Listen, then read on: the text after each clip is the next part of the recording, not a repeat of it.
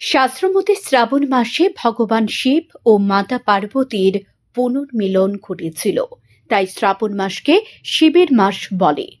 এ কারণে শ্রাবণ মাস জুড়ে শিবের পূজা করা হয়। তবে শেষ সোমবার বিশেষ তাৎপর্যপূর্ণ। ভক্তরা স্বাস্থ্য, সমৃদ্ধি এবং আধ্যাত্মিক উন্নতির জন্য এই দিনটিকে ভগবান শিবের উদ্দেশ্যে উৎসর্গ করে থাকেন। ভক্তরা এই দিনে নির্জলা উপবাস করে ভোলেনাথের উদ্দেশ্যে প্রার্থনা এবং রুদ্রাভিষেক সহ বিভিন্ন আচার অনুষ্ঠান পালন করে থাকেন। গঙ্গাজল ও পঞ্চামৃত দিয়ে ধুয়ে শিবলিঙ্গকে পরিষ্কার করেন ভক্তরা। এরপর শিবলিঙ্গে দুধ, দই, মধু, ঘি, চিনি, বেলপাতা, ধুতরা ফুল, ফল, মিষ্টি ইত্যাদি অর্পণ করে থাকে। ভক্তরা মহামৃত্যুঞ্জয় মন্ত্র ও শিব গায়ত্রী মন্ত্র জপ করেন। ভগবান শিবের উদ্দেশ্যে এই নিবেদন পরিবারের মঙ্গল কামনার জন্য বিশেষ তাৎপর্যপূর্ণ বলে মনে করে ভক্তরা। এদিনে শিবের পুজো করলে বিশেষ ফল লাভ করা যায় বলে বিশ্বাস করা হয়।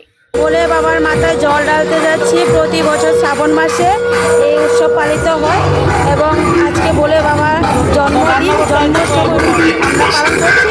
আর বর্তমানে আমরা দশমীঘাট রাজনগর থেকে রওনা হচ্ছি। এখন খয়েরপুর থেকে জল এনে বটতলা ডাল কেউ তো প্রত্যেক সোমবারই করে কইরাইছি। আজকে হলো শ্রাবণের লাস্ট সোমবার। স্বামীর মঙ্গলের জন্য, সন্তানের মঙ্গলের জন্য এই উপলক্ষে আমরা সবাই মিলে ভার নিয়ে শ্রাবণ মাসের এই শেষ সোমবারে শিব পুজোর তৎপরতা ভক্তদের মধ্যে শুরু হয়ে গিয়েছিল বহু আগে থেকে। ধর্মনগর থেকে সাবরুম আর সাবরুম থেকে আগরতলা পেরিয়ে অগণিত ভক্ত রবিবার রাতে পায়ে হেঁটে হাজির হয়ে যায় খয়েরপুর স্থিত হাওড়া ঘাটে। স্ত্রী, পুরুষ, তরুণ তরুণী, যুবক যুবতীদের মিলিয়ে ভক্তদের তালিকায় ছিল না কোনো বয়সের বালাই। রাজনীতির ঊর্ধ্বে উঠে সমস্ত স্তরের মানুষ এদিন একসাথে পায়ে পা মেলান। ভক্তরা হাওড়া ঘাট থেকে ভারী করে জল নিয়ে পুনরায় পায়ে হেঁটে যায় সেন্ট্রাল রোড স্থিত শিববাড়িতে। সোমবার সকালে এখানে ভগবান শিবের মাথায় জল ঢেলে অর্পণ ও নানা আচার অনুষ্ঠানের মধ্য দিয়ে ভোলে বাবার পুজোয় ব্রতী হন তারা। আগরতলার বিভিন্ন প্রান্তে গড়ে উঠেছে শিব মন্দির। সেসব মন্দিরগুলোতেও দেখা যায় ভক্তদের ভিড়।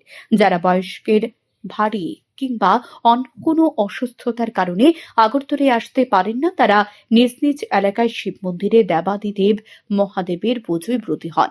বিভিন্ন সামাজিক সংস্থা কিংবা ব্যক্তিগত উদ্যোগে শিব ভক্তরা রবিবার রাতে বিভিন্ন জায়গায় ঘি, মধু, ধূপকাঠি, মোমবাতি সহ ঠান্ডা পানীয় এবং শরবত নিয়ে উপস্থিত থাকেন ভক্তদের পরিবেশন করার জন্য।